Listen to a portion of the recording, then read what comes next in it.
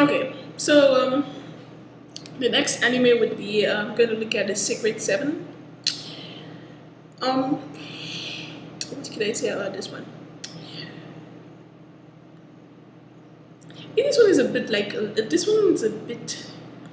Let me start by saying all the bad things about this one. Okay, so you start with a character Tandoji, who is angsty boy, he has secret power within him, and he has his yeah, general shonen angsty hero. He has his power, and all the people in high school don't like him. They tell him, people think he's scary and shit, but whatever. Um, um, he's fine in itself. I didn't find him that annoying. His angstiness wasn't to the annoying part where you don't want to listen, you don't want to see him anymore. But then on the other hand, you have like Ruri, who has a butler conveniently. I don't know the name of the butler. I don't care about butler, but still, the butler looks a Bishonen butler, and then she has her squad. She has a squad of maids. She has a squad of maids who go around doing her will, protecting the city against what do they call them? Dark stones.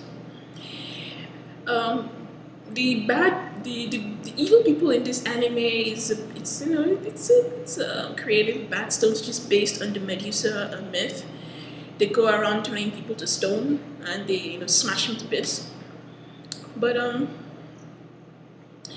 so in that sense, it's sort of like I'm already dealing with I'm already dealing with like standard tropes. Angsty hero in high school, everything said in high school. The Ojo-sama, Ruri Ojo-sama. Oh, and then you cannot forget how you pet some stone pet that looks like a gargoyle plus stone that sits on her side. And then you can't forget her moe costume. I'm a bit like, and at this point, I'm like, okay, I'm not sure how much I like this. And then her squad of warrior maids, you're like, okay, I'm not sure. Her butler. And to crown it all, there is what's her name, Wakana. The girl in high school who sees the true loving Tandoji. Why everyone is afraid of him. Wakana is the one that believes in Tandoji. Who's like she comes with her girlishness to like to to draw Tandoji to her club. Oh my God, the standard trope of like the high school club that she needs another member. Yeah. But I would say one thing for Wakana though, she's very she was nicely acted. Her lines and her stuff was she was very nice. She's fresh and I like that bit. Although she's playing the part of the woman who's gonna draw Tandoji out.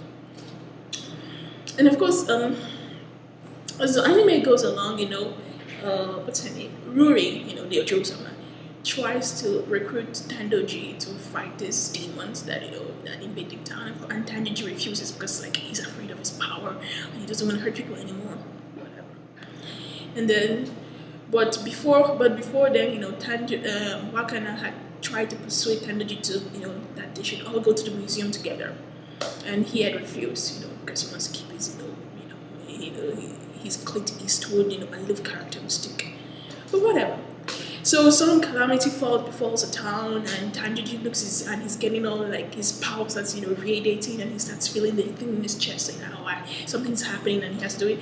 And then he looks at the sky and goes like, "Oh my God, I'm gonna have to." He goes to try and see if Wakana is in trouble. You're like, all right, well, whatever. And then at this point, and Wakana, who has been saying at the bus station, sure that her man will come. She's like, I'm sure he will come. Whatever. It's a bit silly. I know I'm making fun of this, but it's just that the tropes are there to be made fun of. He's there when you're like, I know Tandoji will come, even though he said he didn't come, he wouldn't come.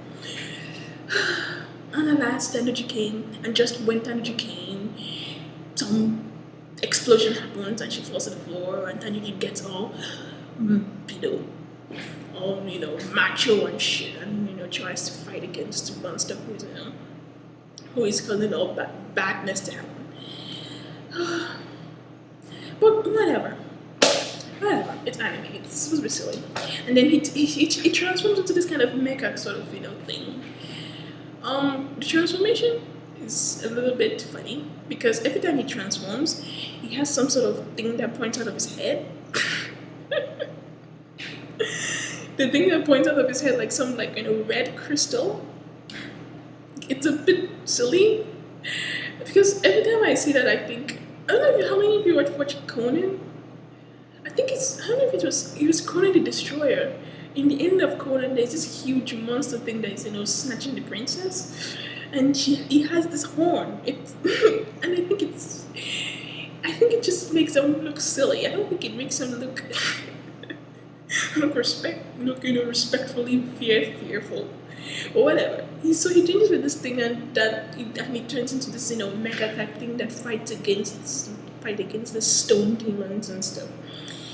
And but I guess the twist is because he fights, he cannot stop himself from fighting. And then this Rory character, she's like, oh, I have to go save him. I have to go and stop him. And of course, she offers herself the sacrificial princess. And then Tanjiro stops his berserk bullshit. And he's like, oh, is that happening again? Is that happening again? I am killing people with this power. I don't need it. Bullshit. But of course, Rory has a thing for her, the healing, that would make him what's the word? That would make him in control of his powers again. Her own crystal, I don't know what to call it, some crystal thing it gets it on you. It gets thing in the end, but whatever. And of course, with this crystal thing, he's able to control his powers. But the funny thing is that, so all this while we have this angsty Taduchi, right? Who is I'm afraid of his power and shit.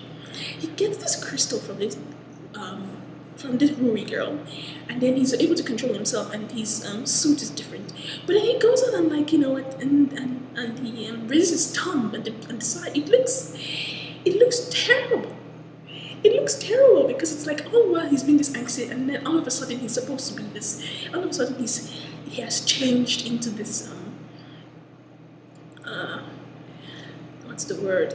All of a sudden he's trying to change himself into this cool hero, and it doesn't quite work because when he raises his thumb back to Rory, saying, I got this girl, I'm gonna save her, I'm gonna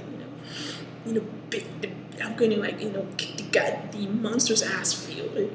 When he does that, he's sort of it's kind of it's a bit it's a bit ridiculous, but whatever. It's anime. You have to accept the ridiculousness of anime after all. Anyway, with this crystal, he saves the little man and finally saves the day. And then of course the silliness doesn't end there, right? He goes back. So when he goes back to school and he joins the club that Wakana,